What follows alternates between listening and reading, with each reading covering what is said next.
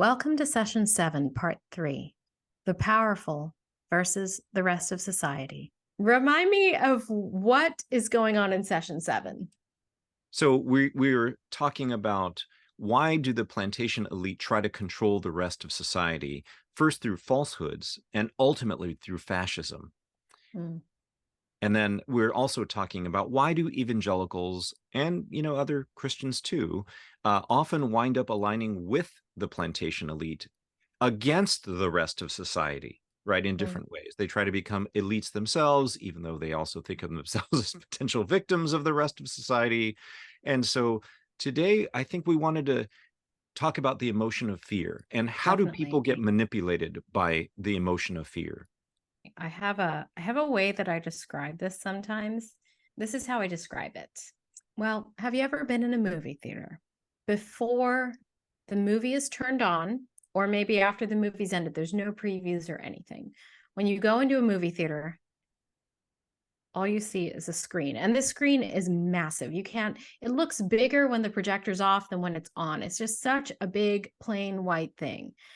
And then, there's the seats that everybody's sitting on. These aren't seats, but it's good enough, right? And so all the people are on the seats and they're meant to watch the movie. And then back in the back of the theater is a projector. Yeah. And from the projector comes the movie. It comes out of there. Now, in this movie theater, no one is looking at the projector. Everyone is facing towards the screen.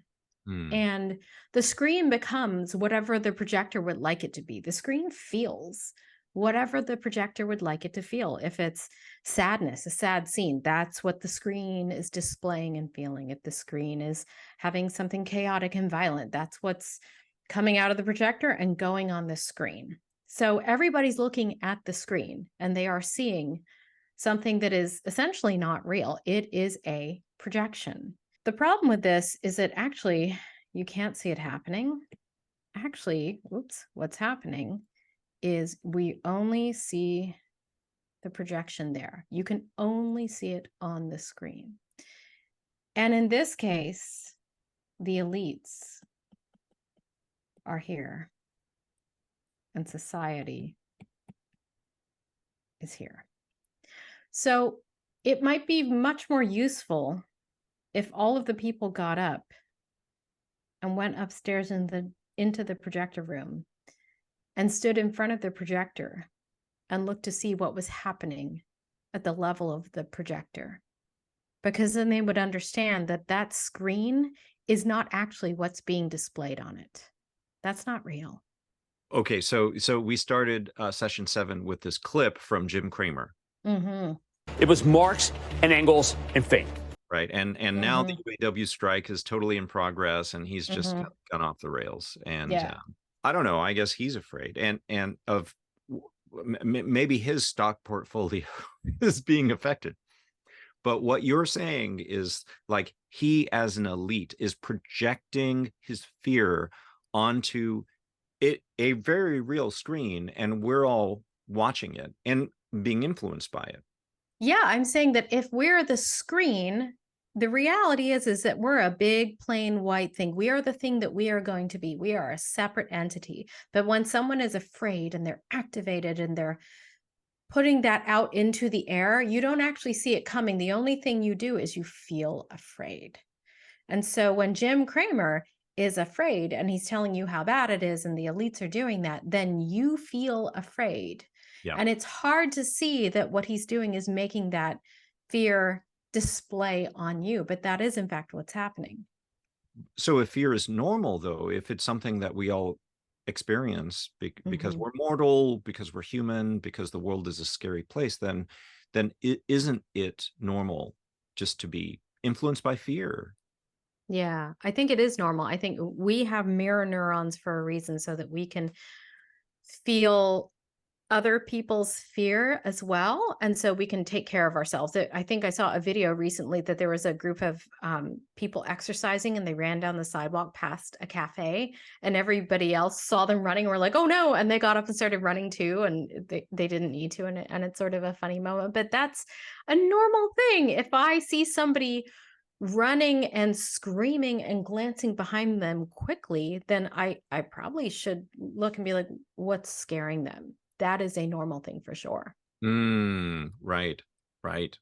So I think we have to look carefully at these patterns, because I think one of the things we're saying is that elites project their fear of their loss of profit onto the rest of society. It's like, oh no, they're going to raise taxes. It's like, well, yeah, they're going to raise taxes on the billionaires, and most people are not going to be affected. But then a lot of people run around saying, oh, they're going to raise taxes, as if they will be affected. And it's like, they're not even dealing with reality, I guess. And then evangelicals especially use fear, and at times seem to enjoy being used by the fear. Kind of it would be the end of the world, right, if Donald Trump didn't get reelected or something like that. Well, I have to wonder if that's not experiencing the projection of fear. Yes, yes. And I think one of the things we'll talk about here is, but there's a paper trail of elites using evangelicals, and there are elite evangelicals who try then to manipulate the rest of the evangelical world to feel fear. Right. Because that's the hook. Right. So one of the things I think that is important from a spiritual formation point of view is to say, what is it in our theology that interacts with the fear, right? So I'm not saying that that theology causes fear, although I think that they can interact in ways that then get really out of hand. And I'm thinking specifically about the idea of divine retributive justice, that God needs to be feared because he's going to just pour out lots of wrath, punishment, and suffering on people because we don't obey his laws. And instead, in penal substitutionary atonement, which evangelicals generally teach, then this is enshrined as like, this is what we need to understand about God. Jesus took all of that wrath, suffering, and punishment so that we wouldn't have to. But then there's this weird dynamic. And I think the dynamic is this: even though there is a Bible verse that evangelicals love to quote, perfect love casts out fear, in 1 John, I think they're effectively saying, but you have to feel the fear first, right? Like, you have to feel the fear of God, and also because of your guilt, in order to have a sense of relief and gratitude when you think about Jesus on the cross, taking that punishment and taking the retributive justice of God, which I don't think is real. But in any case, like, you have to feel these survival emotions, fear and guilt on the one hand, relief and gratitude for your survival on the other. So I think the typical evangelical theology actually reinforces the fear. It actually strengthens that the antenna that are about fear detection. You know what I mean? Like, because you have to feel that in order to, like, actually be a sincere Christian. Right. And it's a really powerful motivator. Fear it's rocket fuel. It'll make you do some things that you wouldn't have done under other circumstances. And, just to say, the contrast is to what I've been calling medical substitutionary atonement, that Jesus was not the victim of divine retributive justice. He was the agent of divine restorative justice, right? He comes to restore human nature in himself. So he shared in our fallen human nature so that we might share in his healed human nature, that it's his entire human journey that really matters, that his death was his victory over the sinfulness the corruption of sin in himself. And his resurrection was him emerging with a new healed humanity, a restored humanity, a fulfilled humanity that then he shares with us by his Spirit. So behind that is a God who totally just wants our partnership and participation in that restoration in ourselves as we take him into us. So there is no retributive justice to fear. Right. I think we have to make sure we emphasize that enough. Jesus is the agent of a restorative, medical, healing change in us. And when we are changed and healed, as we change and heal, then we join him in that mission of healing each other of the earth. And that changes our motivation for acting interpersonally and on a global societal level, because we're not motivated by fear anymore. We're motivated by love and by the desire for restoration. It's not rocket fuel is a thing. Fear is rocket fuel and you'll take off really quickly. But this is sort of, something that is more like a slower medical treatment, a vaccine therapy even. It's something that's a lot quieter, slower, and more beautiful. But I think it's easier for ministers, for some Christians and lay people to use penal substitutionary atonement as a ministry tool, because it doesn't require people to emotionally grow up, right? I mean, it doesn't require people to be in touch with higher and deeper emotions about what are we hoping for here? Like, is there something in me that God loves and is saving? When I look out at a crowd, is there something about their pains and hopes from the week, so that when I preach, I can engage with that, and that points us all to Jesus. Instead, I think with penal substitutionary atonement, all of those emotions can be distractions. I can count them as distractions, because what I really want people to feel is fear, and then guilt, maybe in the opposite order, right? Like guilt and then fear, and then relief and gratitude, so that we can go out and feel grateful that God let us survive. It's a quick fix. It's caffeine when you've had an all-nighter. It'll keep you going for a little bit, but at a great expense and for a short period of time. And Right. then the cycle continues. Well, I think that this is part of the reason why evangelical churches have been so quick to send out young male pastors who have not emotionally grown up. You don't really Because need to grow up if all you're doing is making people afraid. Anybody could do that. A little kid could do that. That's right. So I think that is one way that evangelicals are influenced by fear, and even enjoy being influenced by the fear. I know people who were kind of what you called adapted well to the world, but then when they came to Christ under the kind of auspice of penal substitution, they actually started watching Fox News. They started being more fearful. They started this whole journey of conspiracy thinking, and it's so troubling. But I think what is shared in common is the fear. Again, I'm not saying that the theology produces fearful people. I'm saying that the fear exists in people naturally, right?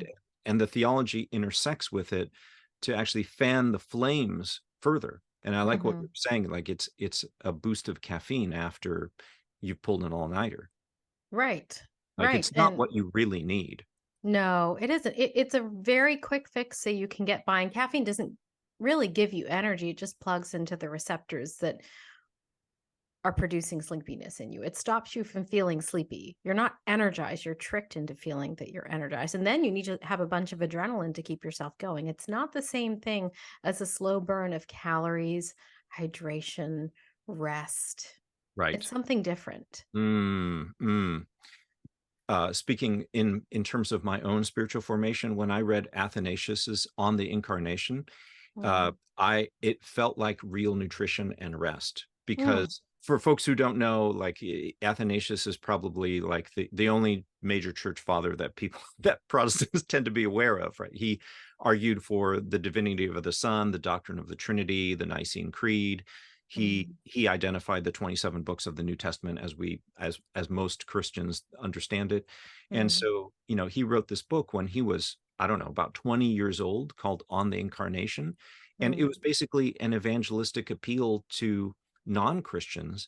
And he totally lays out, like, what is human sinfulness and what is God's response in Jesus. But it's so calming. Right. It is. He never once uses the word wrath or anger, or even refers to any of those kind of characteristics in God. God wants to heal. He wants to restore. And that's the whole presentation. It's amazing. It's amazing. I actually had a very similar experience just simply reading the Bible when I was about 21. I didn't really understand anything about the Christian faith at all. But I did have a friend who was telling me, well, you need to not live with your boyfriend because you're sinning and you'll go to hell. And I was like, that's not really convincing me. But I did pick up the Bible and then I just read it. And I was captivated by Jesus and how he walked in a terrible, dirty earth before they had like asphalt and concrete and indoor plumbing and all of the things that make me glad to be alive today. And he was just in a terrible, broken human body walking around as God, feeling what we feel. And he loved people. And that was amazing. And I thought, oh, you know me then. If you lived in a man body, then you know me. That's absolutely right. We'll have to share those stories another time. Mhm. I had something very similar coming from kind of a Buddhist background where Mm, I'm supposed to be content with whatever happens and mm, not affected. And mhm, but if Jesus is God in the flesh, being affected by all the things that affect us, mhm. that is so different. Yeah. But another reason why evangelicals fear is Christian nationalism. Mm, How are we using that term? Christian nationalism is the idea that somehow, especially in the US, that the US is exceptional. It has some kind of vocation from God to influence the rest of the world, right? So there's high stakes, high expectations. And if we get things wrong, then the US becomes the target of divine justice. But if we get it right, then we become the beneficiary of divine reward somehow, right? So I don't know exactly how people make sense of penal substitutionary atonement for the individual and then Christian nationalism for the nation. right. It I think people are going to have to sort out that question. Does that make sense? Can you put these two things together? Um, but in any case, I think people are actually bored by penal substitutionary atonement and think of Christian nationalism as where the real action is. Yeah, and I could see that because it's a little bit like whenever I have a smoothie for breakfast and I'm full, but also I really wish I'd had something to chew.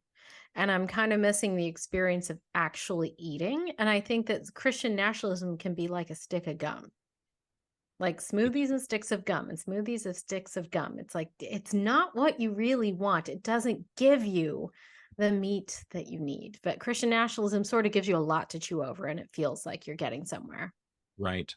And it raises it raises the stakes of fear, and it touches in that place of fear, because if the stakes are that high, then I really need to be afraid that Right.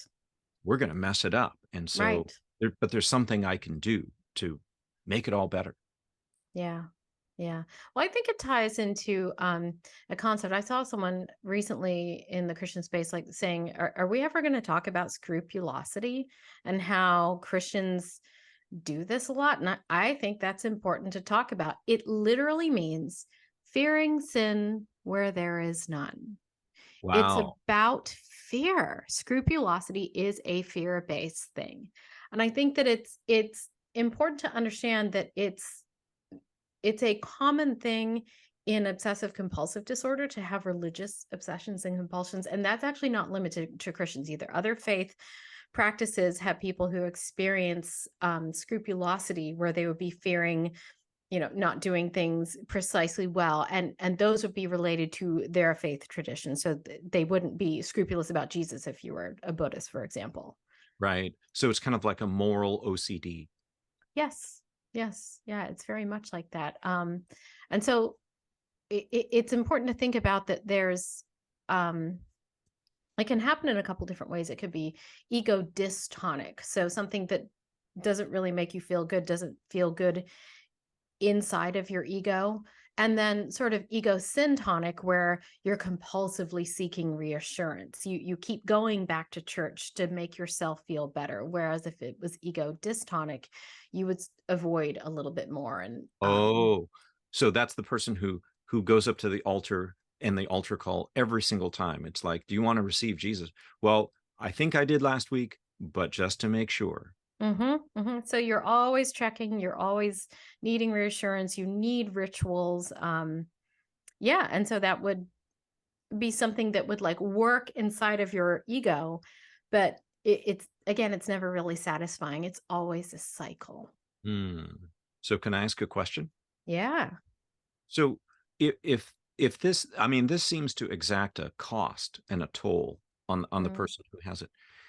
But one of the things I think we're saying is somehow evangelicals, perhaps white evangelicals in particular, especially white evangelicals who believe in Christian nationalism for the US, they seem to like this feeling.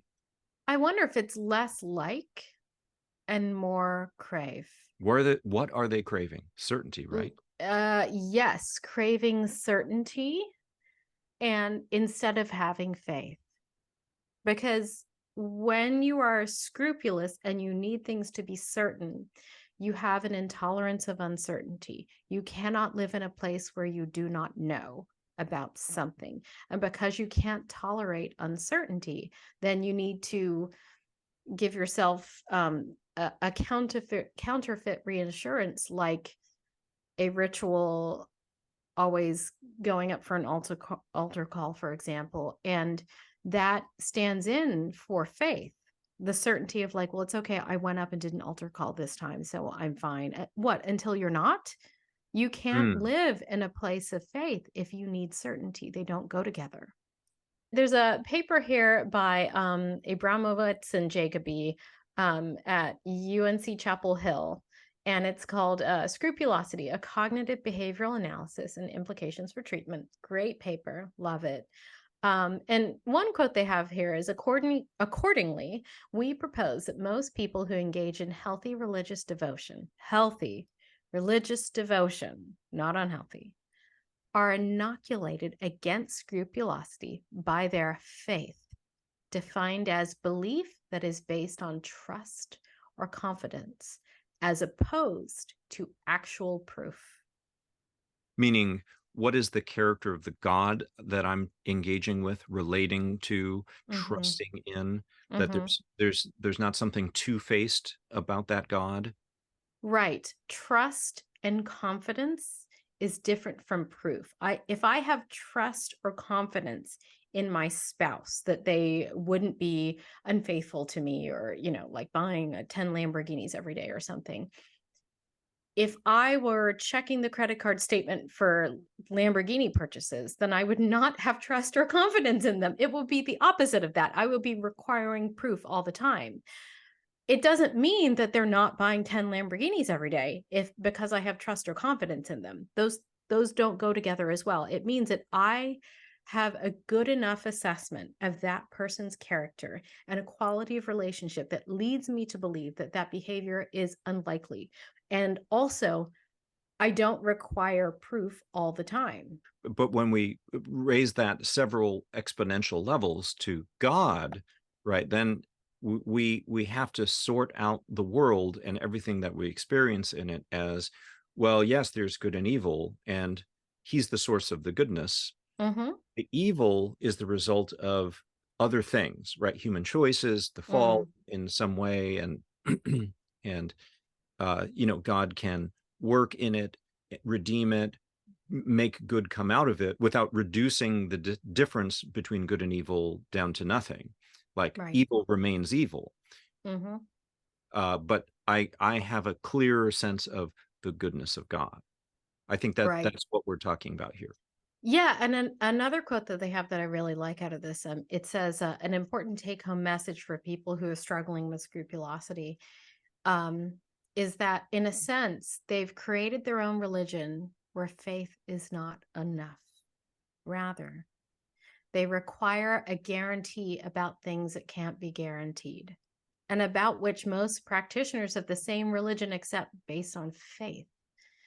So you can also discuss with them how you engaging in some treatment and doing some extinction of these, reinforcing behaviors can help you to actually be a more faithful follower of your religion, since it will help you to trust God rather than be fearful and then engage in a cycle of behaviors that continuously keep the cycle going.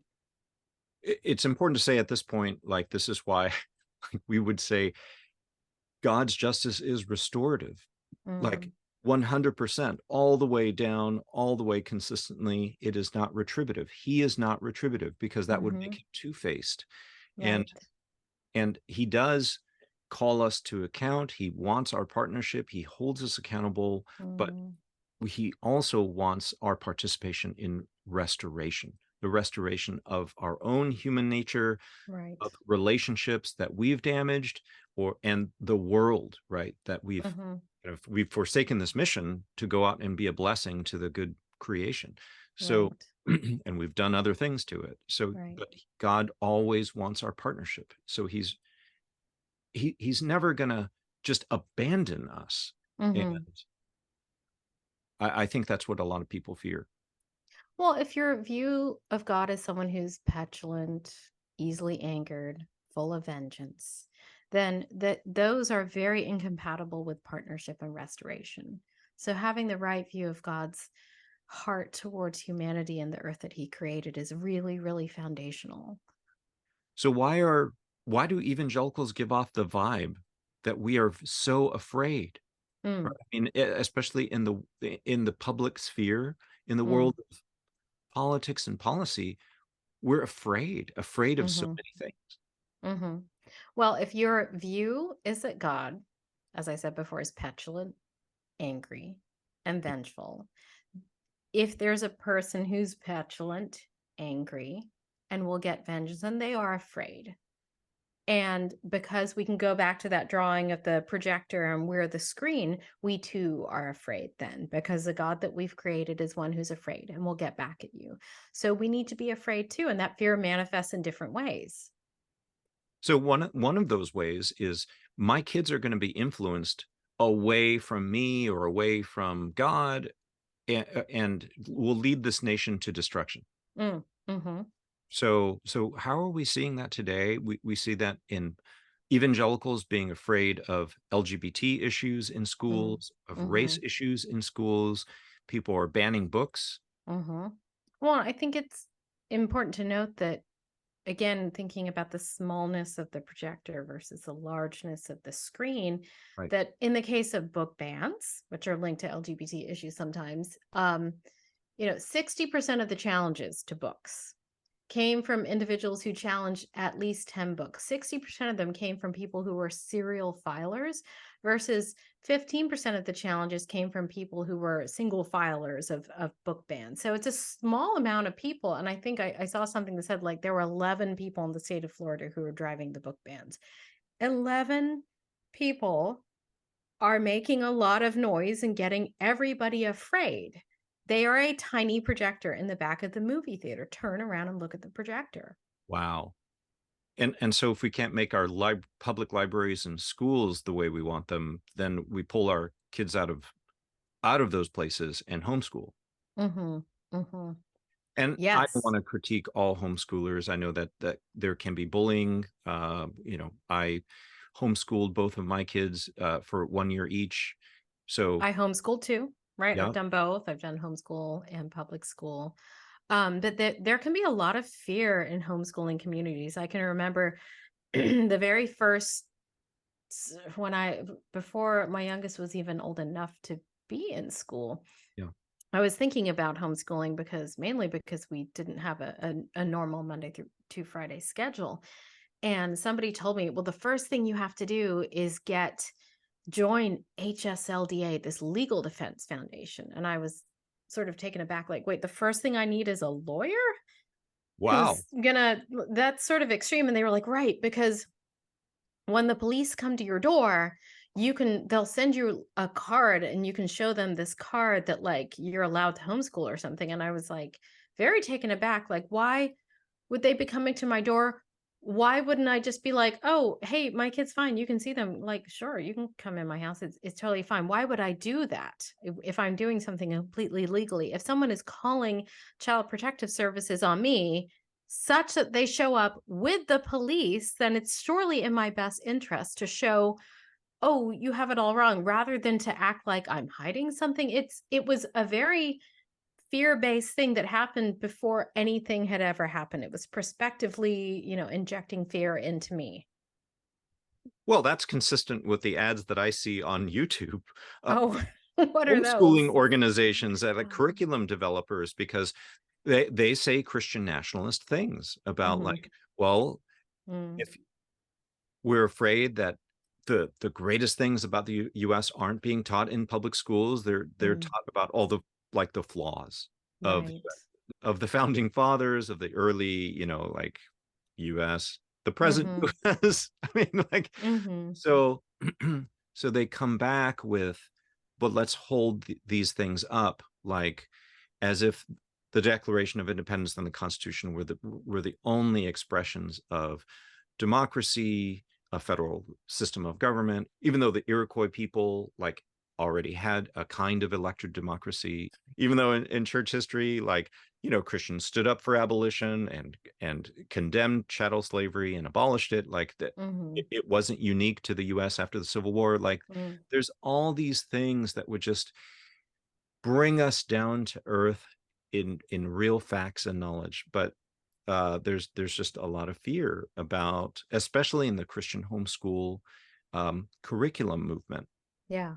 I recently flipped through one of these books that talks about putting fear in your children from when they're little babies by blanket training them, and how you have to get like long flexible glue sticks or willow twigs. And Wait, what like, is blanket training? I you don't have think I to did that. put babies on a blanket and put, as I understand it, put toys around them. And every time they try and go and get the toy, you whip them so they will know not to come off the blanket. Oh. And it's heavily justified by like, well, we do it to dogs and horses, so why not children? And I would be like, because we're humans. Also, I wouldn't like doing that to dogs or horses either, although maybe that just makes me bad about training dogs and horses. But fine, call me bad about training dogs and horses. I'm not going to whip my children with a glue stick because I put toys just Around off the the perimeter. blanket. Right. Doesn't this line up with a God who is angry and vengeful? The God of your creation, the Right. not real God, the Right. fear that you're supposed to feel.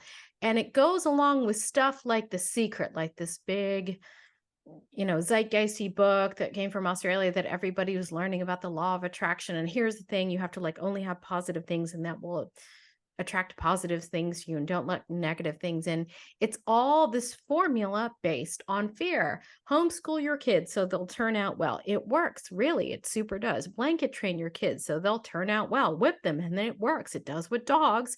Do this thing where you have to think positive thoughts. It works. You have an intolerance of uncertainty, and you need to manage it with a behavior, and it's the opposite of faith. So, one of the things that I've had a conversation about since our last recording was the issue of abortion. And it was amazing to me to hear that there are actually a lot of Christians, if you give them a choice between, would you rather have abortion be legal and the abortion rate be low, or abortion be illegal and the abortion rate be high, that a lot of Christians would choose the latter.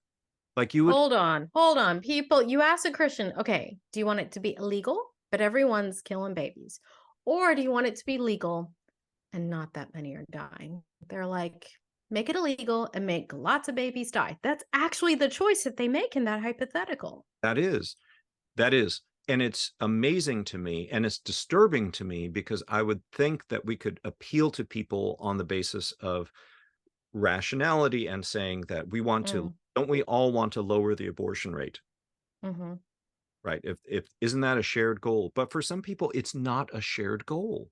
It's no, I just want for the laws to make abortion illegal, because then somehow the nation won't get judged by God.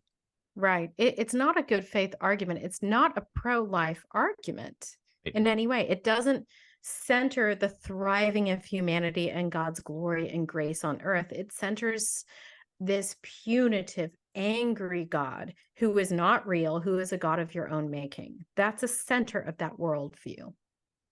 And yet that is one of the fears, or just an example of the type of fear that is conjured by evangelical in the Christian nationalism camp. It's like, I don't care what's actually happening on the ground. I just want for the laws to be a certain way.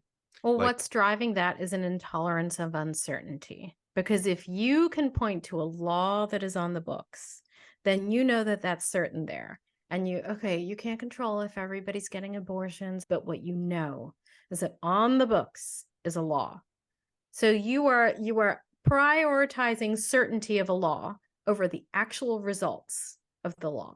Right. And maybe it's also a way of blame shifting, right? Like, well, I've done my part. I made it illegal. Like, it's on you if legal thing. Sure. Even And then that's a denial of the concept of society versus like overly weighting individualism and our right. responsibilities to each other. It's saying like you're on your own. Right. Exactly. And even when part of the whole package of the anti-abortion movement is to take away contraceptive care from, and also to make it just harder economically if people get pregnant, Right. and expect to. Right. Coming back to the issue of fear in general, like, there have been some really interesting scientific studies, and I wonder if that would be helpful for evangelicals to know and understand it, or at least to grapple with. Definitely. So I'm thinking of one back in 2017 where a team of Yale psychologists did an experiment that connected people's sense of fear with their political choices and preferences. And so they just basically did this kind of imaginative exercise of if you imagine yourself in your favorite vacation spot or somewhere where you feel just safe. You just feel safe. You feel, I love being here. And then they ask them policy questions. People became less conservative and more liberal.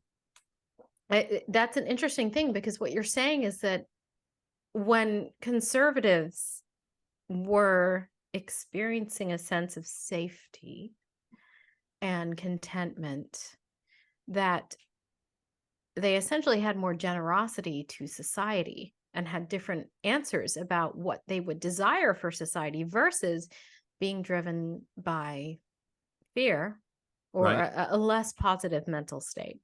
Right.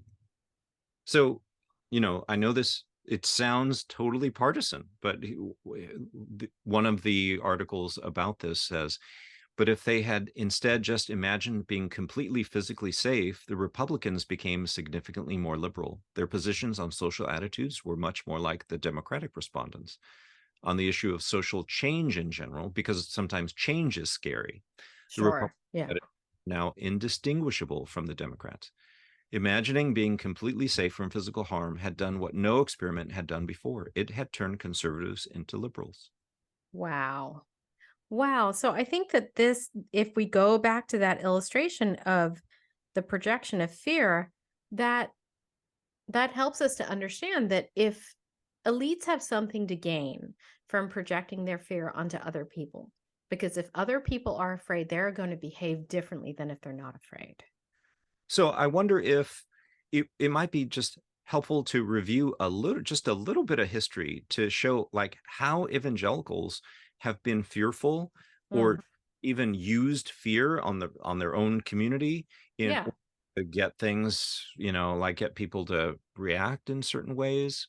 Like Hal Lindsey's book, The Late Great Planet Earth, about how the world is going to hell. Like the 10 nations in Europe are reforming the ancient Roman Empire, which is prophesied by the book of Revelation, like these things, dispensationalism and the rapture. Like, you don't want to be left behind. There's a behind book series, which really plays on people's fears. Absolutely. Yeah. But I think that we see some of that doomerism or the end of the worldism, right? I mean, and just to point out, unfortunately, one person, just to make this concrete, is Eric Metaxas. I mean, he's a talk show host and pretty influential. He wrote a book on Dietrich Bonhoeffer, who have participated in a plot against Hitler. He fought fascism. And yet, look at how Metaxas has somehow persuaded himself, using fear, to be for fascism in the person of Trump. And so back in 2016, he said, the only time we faced an existential struggle like this was in the Civil War and in the Revolution when the nation began. We are on the verge of losing it, as we could have lost it in the Civil War. Like, what? What are you talking about? And yet, a few years later, the International Bonhoeffer Society said, we believe that one crucial step in this reckoning is ending Donald Trump's presidency, right? Like, all the other scholars of Bonhoeffer around the world who also studied fascism said the biggest danger is Donald Trump. And yet here, Eric Metaxas joining the January 6th enthusiasts. I support him because I'm a Christian. It's rather simple. I think it's really important to pause on this point for a second, because I do remember back in 2008 when President Obama was about to get elected. He wasn't yet, but he was about to get elected. And I do remember that sort of in the right wing, whatever was going on in the internet at the time, there was talk of like, this is the end and you're going to see race wars because, Black people are going to raise up and murder all of us. Right. I don't know how that was meant to happen, but that was the talk, and it's going to be another civil war. So this stuff was happening before then. And I mean, it was said not with a atmosphere of fear, because I think it would be pretty bad to have a civil war. There are civil wars that still happen across the earth, and that's terrible, and it creates refugees. And as Christians, we probably baseline shouldn't want war and probably shouldn't be fomenting war, craving it. We shouldn't be wanting fear. These are all negative things that do not come from God. But that was a language of the time. And so for someone like Eric Metaxas to be like, we're on the verge of losing it, he's a warmonger. Right. This is the rhetoric of someone who wants you to be afraid. Turn around and go in the projector room and look at the projector. Yes. And how people making the films and managing the projector aren't just like really believing everything that they're saying. They've got interests. Right. They want Christians to join in. And so I don't know Eric Metaxas at all, but I suspect that he was very influenced by 9/11, right? As was a lot of evangelicals. So what you just said about warmongering and shouldn't want war, yet most white American evangelicals actually did want war after 9/11. So let's spend a few minutes on this. I know this might feel like ancient history. This might feel like ancient history to some, but I think it's really important because these are case studies of how fear leads us to incredibly bad decisions. Right. Decisions that cost us today. And so remember 9/11, the responses from most Americans, especially evangelicals, was we want retribution, because the fear struck so deeply to our core. Like we were attacked on our own soil that we wanted to go to war anywhere. It seemed. With anybody. The second plane had barely hit, and there was a sense of like, who's going to pay for this? And I do remember on the day of 9/11, I didn't have a TV, but I was definitely at a friend's house who had TV. And we were standing frozen for a long time, just watching the TV, just watching it all unfold. And at some point, there was footage of some place in the dark. So it was in the Middle East, at least, because it was dark at that point. And there were bombs. And the people around me were like, yay. Someone has to, yes, we had to do something. Right. I mean, the towers were still burning, and it was like, yeah, we're doing something. That's what fear does. Yeah. And it makes you lust for vengeance. Absolutely. And when your theology is also driven by the idea of retributive justice, then and you believe that your nation is divinely chosen, then you just put those two things together, and it's like, oh yeah, the US can deal out divine retributive justice infinitely. Right. And that is just terrifying. Yes, it is. We should be afraid of war. We should not be eager to go to war. Right. And there were so many off ramps to get off, but people didn't, and there are still Christians whose either their minds have not been changed or their sense of witness is tarnished because of how much they became enthusiasts of war. So Right. Afghanistan and Iraq, just really briefly, what was the motivation? On the surface, it was because bin Laden supposedly had al-Qaeda training centers in Afghanistan. Was this true? Yes, but you look at how we've treated those issues before. In 1998, the U.S. bombed a training camp and was content with that. They didn't have to invade the whole country. In 2015, the U.S. bombed Zawahiri's camp in the mountains of southern Afghanistan. That's near Pakistan, and they were content with that. And today, the UN points out that after the U.S. withdrew in 2021, al-Qaeda has set up 5 training camps again under the Taliban in Afghanistan. Mountainous region, difficult to govern, difficult to get at, but no one's done anything about that, right? Well, the counter arguments are, look, the Taliban offered to arrest Osama bin Laden and turn him over to the US, like before we went in to invade, but Bush rejected it. Why I didn't know that. I didn't know that. It's insane. There was Yes. a page article in the Washington Post and probably other newspapers that said, like, Bush rejects the Taliban offer. It reminds me of the abortion thing. Would you like abortion to be legal and very few, or would you like a law and then lots of death? Yeah. And that's essentially the same thing. I don't know what it is. Do we reserve for ourselves the right to express all this retribution? Like, is that what really people want? And Afghanistan had already been known as the graveyard of empires.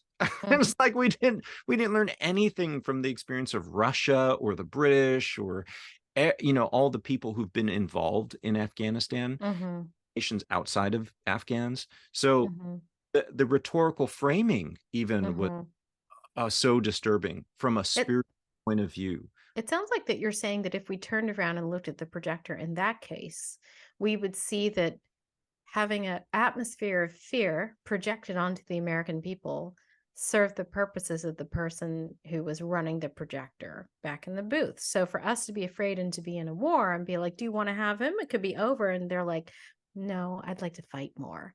It serves a purpose. Right. Well, because a lot of money is to be made in war. Yep. Right. So the operation was originally called Operation Infinite Justice. Oh, infinite justice.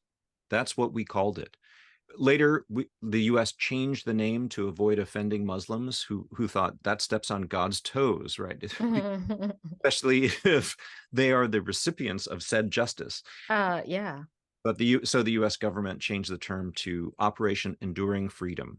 So that was the name of the war in Afghanistan. I think that the name Operation Infinite Justice reveals something about white America, and especially white American evangelicals, who overwhelmingly believe in divine retributive justice, in penal substitutionary atonement. Right. Was it just a name? No, I think it's a peek behind a curtain. Right? It wasn't a slip. They believe that God's justice is retributive, infinitely retributive, and they think it's okay for the U.S. to claim to be God's agent carrying it out. Oh, it reminds me of, it might seem strange, but it reminds me of charity and how people treat charity.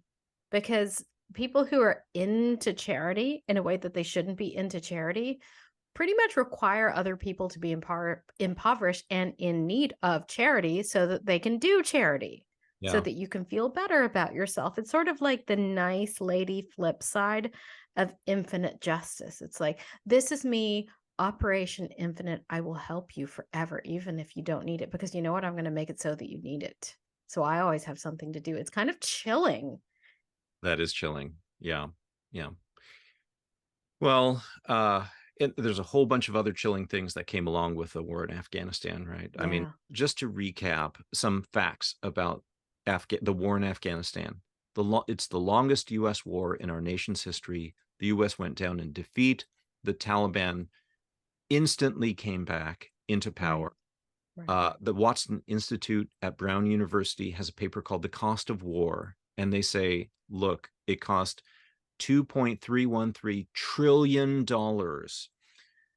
We lost over 2,000 U.S. military personnel, close to 4,000 U.S. contractors, over 1,000 allied troops, 243,000 Afghans and Pakistanis were dead as a direct result of the war. 1.5 million Afghans are now living with physical disabilities. There are 2 million Afghan widows. And what's the outcome? The outcome is the Taliban's back in power. The U.S. military is at least somewhat demoralized, right? You hear about the U.S. military having difficulties meeting their recruiting goals. Mm-hmm. And just the credibility of our leaders is shot because of the games that we've played all throughout this, all the way up until the end, right? Mike Pompeo is a white evangelical. He was Secretary of State under Trump. So Trump and Pompeo closed 9 out of 10 U.S. bases in Afghanistan so that Biden would have a nightmare to deal with when the whole operation closed down. Right. And by the way, that's evidence that Trump knew that Biden had won the election and just wanted to cause a big problem. Right. So all those horrific pictures of Afghans trying to hang on to the planes, like as they're taking off, or that, hey, you know, they served as translators, they assisted the U.S. Now they've got a target on their back, and are we going to do anything? So that's Afghanistan. Iraq was also terrible. Again, the motivation publicly stated was they have weapons of mass destruction. And the U.S. invaded in March of 2003. Some people accused Saddam Hussein of harboring al-Qaeda. But privately, in the summer of 2002, the U.S. was already committed to invading, and they were just trying to persuade the public and the world community about why it was okay to do that. And so there's this memo called the Downing Street Memo. Did you hear about this? This is just I've never heard of this. Yeah, in the summer of 2002, the British MI6 director Richard Dearlove got back from meeting with CIA director George Tenet. This was called the Downing Street Memo of, like, the U.S. plans to invade Iraq were already certain. That was the 2002. That's crazy. Yeah. And so it was leaked in 2005. And that's really important. We'll get to that later, because Christians, especially evangelicals who supported the war in Iraq, didn't even change their mind. U.S. leaders, including evangelicals in power, wanted to manipulate the U.S. public to achieve these other goals. Oil interests, for instance, like Dick Cheney's company Halliburton was like doing really badly until all these wars. And then they get all these oil fields, security contracts, and made a network of cronies really wealthy. And so is it possible, again, but did we know these things in advance? Well, from the war in Iraq, yes, definitely. So a month before we invaded, in February of 2003, the UN had the Monitoring, Verification, and Inspection Commission. They said there's no nuclear weapons. There are no weapons of mass destruction. But the US invaded anyway. Annan and the UN said this would violate the UN Charter, and other countries were opposed to it too. The US invaded anyway. Then later, there was the 9/11 Commission and their report, which is almost 600 pages. The commission was set up in November 2002, and then it published its findings in July of 2004. And it showed that Saddam Hussein had no connection to al-Qaeda. So, if we had started that investigation immediately instead of waiting 10 months, we probably would have concluded that Iraq had no connection to al-Qaeda. You probably knew enough by that point. And in 2019, the U.S. Army published a study that said the only victor of the war is Iran. But here's the painful lesson, is that all the fear that swept through evangelicals destroyed their credibility, because they had to bend over backwards to justify what Bush was doing in Iraq, so Afghanistan. So Chuck Colson, in a December 2002 article in Christianity Today magazine, argued that the classical definition of Christian just war theory should be stretched to accommodate a new age in which terrorism and warfare are intertwined. He concluded that Out of love of neighbor, then, Christians can and should support a preemptive strike, specifically on Iraq, to prevent Iraqi-based or Iraqi-funded attacks on the US or its allies. The whole idea of a just war is it's responsive and that you've exhausted every other means, right? Bush had not exhausted all the other means, and he was operating contrary to facts known at the time. And then the Southern Baptists wound up endorsing the war in Iraq. In 2006, the president of the Ethics and Religious Liberty Commission of the Southern Baptist Convention, Reverend Richard Land, right, one of the most influential moral voices on the conservative Christian scene, said he still supports the war in Iraq as much today as he did when it began 3 years prior, right? So after the Downing memo had been published, after it came out that actually this was all a farce, we knew there were no weapons of mass destruction.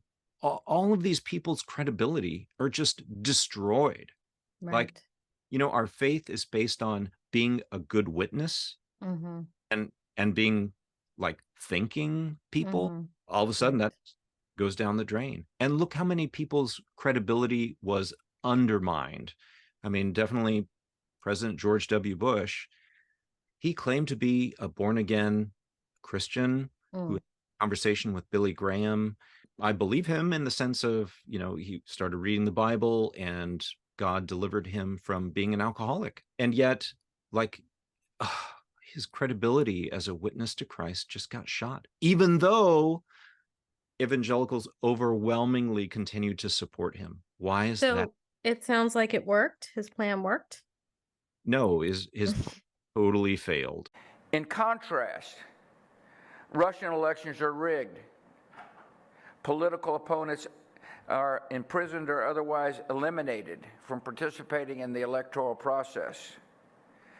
The result is an absence of checks and balances in Russia and the decision of one man to launch a wholly unjustified and brutal invasion of of Ukraine.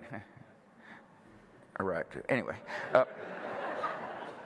Secretary of Defense Donald Rumsfeld, he grew up in a congregational church. He attended Fourth Presbyterian Church in D.C., and yet Henry Kissinger, former Secretary of State, described Rumsfeld as, quote, the most ruthless man he knew.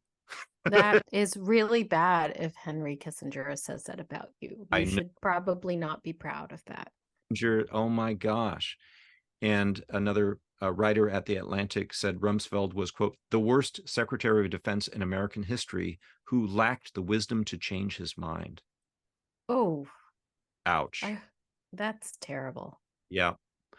There's Colin Powell. There's Condoleezza Rice.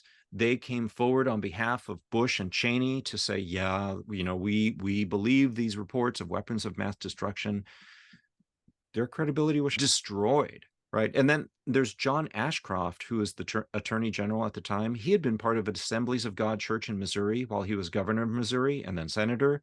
He held daily prayer meetings while he supported the Patriot Act, which had this notoriously broad definition of terrorism. The Supreme Court decided it violated the Fourth Amendment.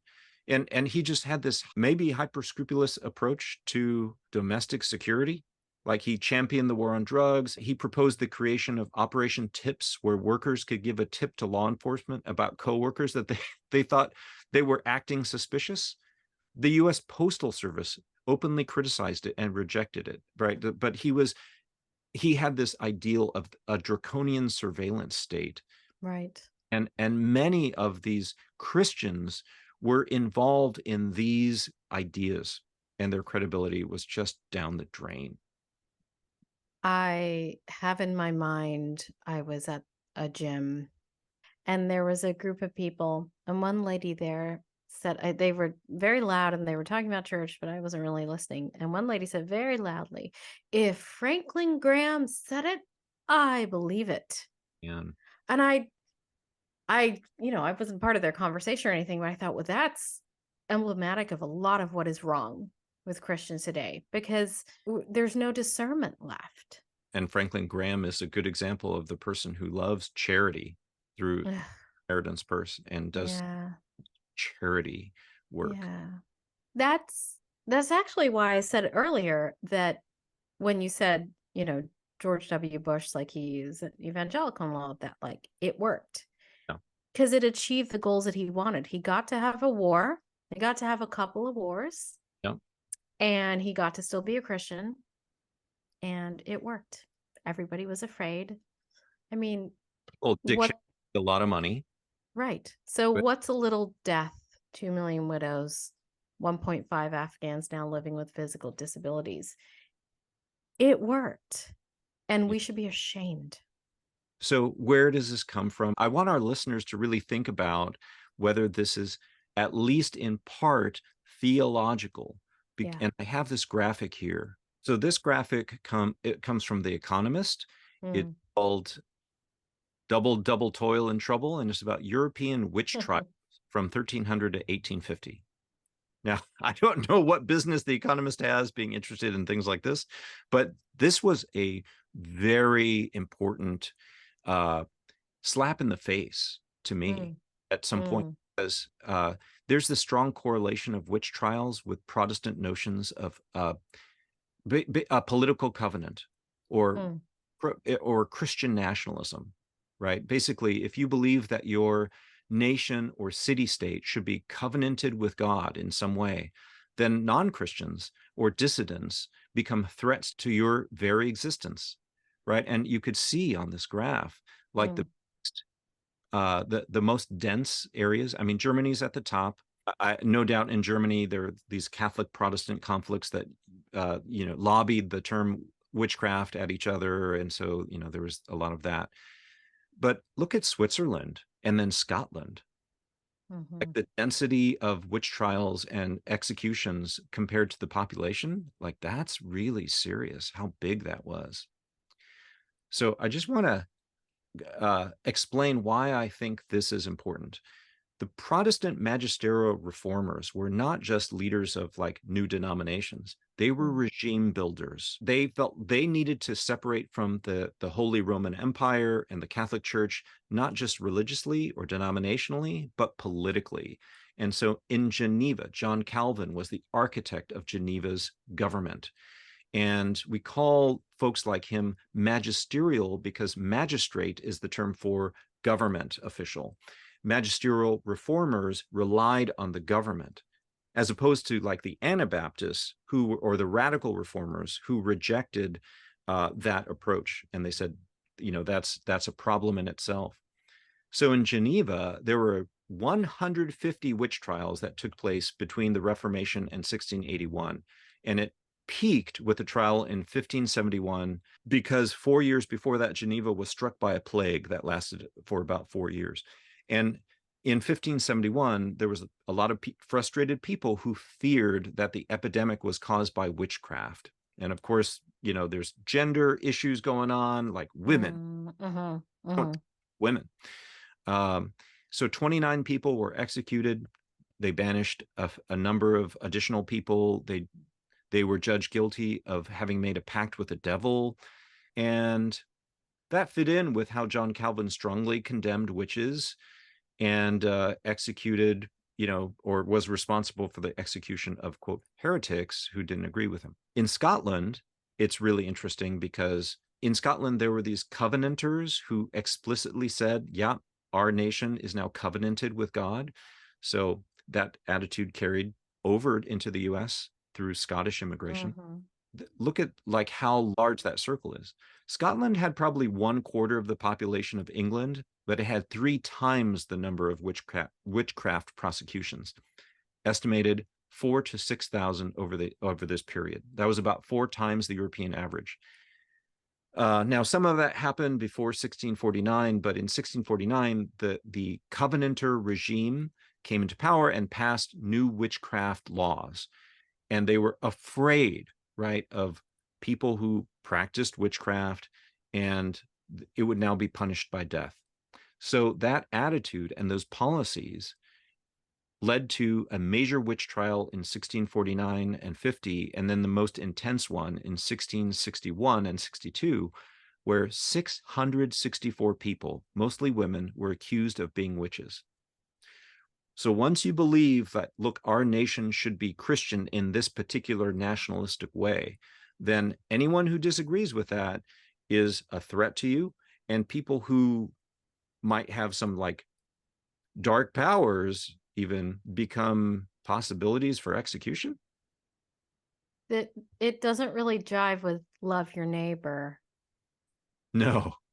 So that carried over, of course, with the Protestants coming to the US. Of course. And it has continued ever since. So yeah, the question you asked a few sessions ago, why is it that evangelicals hop on the fascism train when it rolls by? Well, fear. Yeah. Fear that's natural, fear that's abnormal, fear in the theology, and fear in the Christian nationalist heresy. Those are some of the reasons. Who can forget the famous Bible verse where Jesus said, "Go and make a covenant with God as a nation." And then when people are doing things that are a little bit suspicious, like a Secretary of State, and he's like, let's start a program, we'll make them do that, where you report suspicious people. And then when there are some people who definitely are suspicious, you need to put them on trial because they might be witches, and then you can fine or kill them. Who can forget those famous verses? Oh, yes. Isn't it right next to the verse that says, perfect love casts out fear, but you got to feel the fear first. But you have to be like very suspicious, and you have to like report them. There's a whole lot to do there. And God, he's not going to love you unless you do those things. Yeah. So that concludes the first section of Plantation Capitalism versus Jesus's Jubilee economy. In the past sessions, we have looked at scripture especially and church history. In the coming sessions, we want to look at issues of family life today, industry-specific issues like housing, finance, big pharma, and a whole bunch of other issues that we experience today that challenges us, that we want to apply a Christian public ethic of the common good to. So join us next time as we transition into that.